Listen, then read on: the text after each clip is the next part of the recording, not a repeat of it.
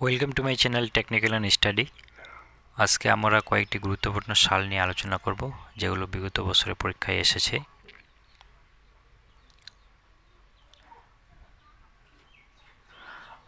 আসাম বাংলা থেকে বিচ্ছিন্ন হয় কত সালে? 1873, 1874, 1875, 1876। উত্তরটি হচ্ছে 1874 সালে।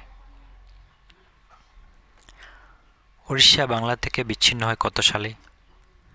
1832, 1834, 1836, 1838।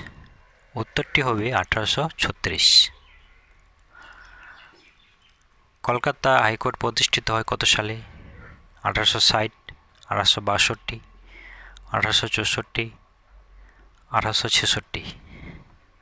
উত্তরটি হবে 1862 সাল। কলকাতা ফোর্ট উইলিয়াম দুর্গ স্থাপিত হয় 1697 সালে, 1698 সালে, 1699 সালে, 1696 সালে।